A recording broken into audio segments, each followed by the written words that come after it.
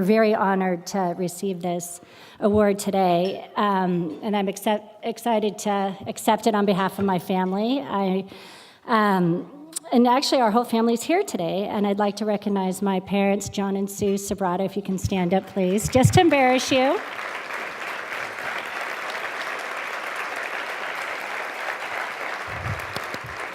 My sister and brother, Sherry is my sister, my brother John Sobrato, and my husband Matt Sonsini are all here. You get to stand too. All the family is currently on the board of the foundation and has been quite active over our last, 18 years in the foundation. We also have a number of our staff members from the foundation here today, and they're over at this table if you guys don't mind standing up, because we would not be able to do the work that we do at the foundation without having the great support of staff that we do. So, thank you.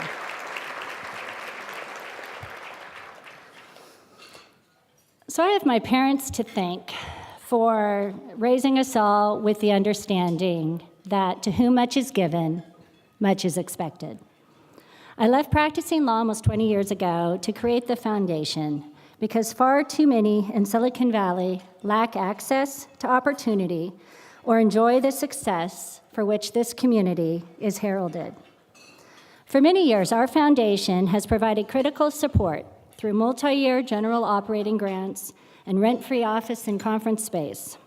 But we also realized that sustainable change requires investing in this region's future. We started going deeper in education to help meet the daunting challenges faced by our community by tens of thousands of low-income students and English language learners. We're trying to do our part to close the opportunity gap by ensuring that every student in Silicon Valley has access to high-quality educational opportunities. We thank PACT for our partnership in this effort to try and enable and empower more and more parents like Mayela, whose story you heard today, to be advocates for the best interests of their children. Giving everyone a voice and giving everyone the power to be a change agent is the cornerstone of what we do at Sobrato. Hearing inspiring stories like Ramiro's underscores that the true power comes from the leaders themselves. I think most of you know that our family has been part of this community for many generations, before what is now known as Silicon Valley even existed.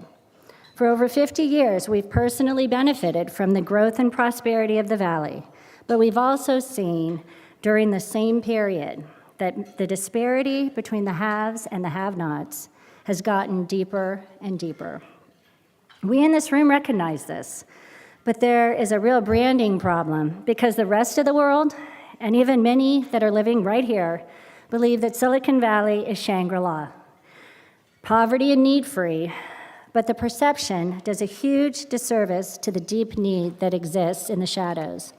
While business and technology have developed at breakthrough speed, our social sector has been unable to keep up, leaving many behind. We can't put blinders on as we drive down the freeway in fancy Wi-Fi buses. We must get out of our comfort zones and challenge those around us to meet the needs that exist right in our own backyards. Because this is our community. It is where we have chosen to live and work and raise our families. We have a responsibility to make sure that everyone in our diverse community has access to opportunity. Our family realizes that we're in a unique position to spark dialogue about building a culture of giving throughout Silicon Valley, which we believe is key to having sustainable change. I want my kids to grow up knowing that helping the community and having a love for service is just what you do. Many ask what motivates our family to do what we do. I would answer that by saying that we try to stay close enough to the ground to actually see lives being changed. But change takes commitment, and change takes patience, and more than anything, change takes hope. We can all choose to do good things on our own, but when we do them together, when we collectively set an agenda to tackle social problems and empower those on the ground to create the solutions instead of us, we actually can succeed.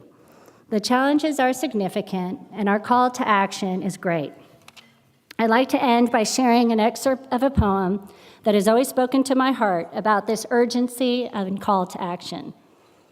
We are responsible for children who like to be tickled, who sneak popsicles before dinner, who stomp in puddles and ruin their pants, who don't like to be kissed in front of the carpool, who cover themselves with Band-Aids and sing off-key. But we are also responsible for those who have no safe blanket to drag behind them, whose pictures aren't on anybody's dresser, who go to bed hungry and cry themselves to sleep, who live and move but have no being, whose monsters are real. We are responsible for children who want to be carried and those who must, for those we never give up on and for those who don't get a second chance, for those we smother and for those who will grab the hand of anybody kind enough to offer it. Thank you for this honor, and thanks to PACT for all it has done to empower each and every one of us to reach out our hands. Thank you.